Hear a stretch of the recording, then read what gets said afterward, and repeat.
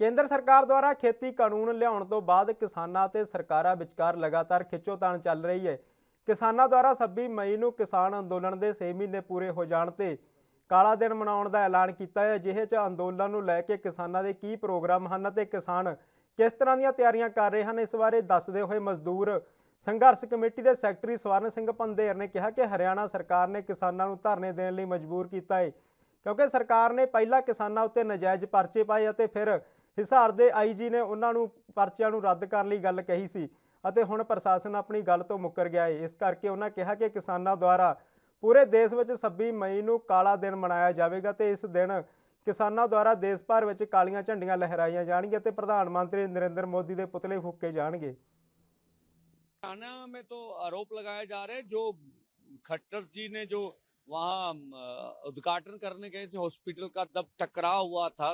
पता था मुख्यमंत्री को भी, जब हम जाएंगे तो किसानों ने हमें घेराव करने का ऐलान किया, तो उसके बीच समझौता हुआ था जब आईजी की घेराव चला था कि हम सभी किसानों के ऊपर से केस वापस ले लेंगे और जो दोषी कर्मचारी उनके खिलाफ कार्रवाई की। आज फिर आईजी हिसार का घेराव था, जो पुलिस फोर्स बड़े पैमाने पर वहां लगी है और वहां किसान निकले, किसानों के साथ धक्का मुक्की का, जबरदस्ती करने का पुलिस के आरोप जो अभी तक मुझे खबरें आ रहे।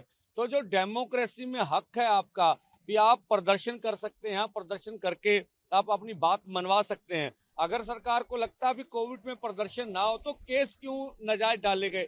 तो आपके इतने बड़े उच्च अधिकारी ने अगर आश्वासन दिया था कि हम केस वापस लेंगे तो लिए क्यों नहीं? तो ये सरकार ही हमें मजबूर कर रही है सड़कों पे आने के लिए। इतनी पुलिस फोर्स के बावजूद जो किसान हरियाणा के वहां धरना लगाने में कामयाब हो गए और सरकार झुक के बातचीत का न्योता दिया है। अब देखते हैं शाम तक क्या। पुलिस फोर्स लगी थी, सुबह किसानों के घरों में छापेमारी की भी खबरें थी, तो जोर तो सरकार ने पूरा लगाया, पर किसान निकले, पीसफुली निकल के वो आए हैं, धरना लगाने में कामयाब हुए, बातचीत हो रही है। देखिए आगे क्या होता है। देखिए 26 को सभी देश की यूनियन और संयुक्त मोर्चे की ओर से सभी जगहों पर हम जो है गांव में मार्च करने के बाद उसका अर्थी जलाएंगे मोदी सरकार की, तो वो प्रोग्राम किए जाएंगे, क्योंकि वो अब जब हमारे दिल्ली के मोर्चे को 6 महीने पूरे हो जाएंगे, मोदी सरकार को 3 साल पूरे होंगे।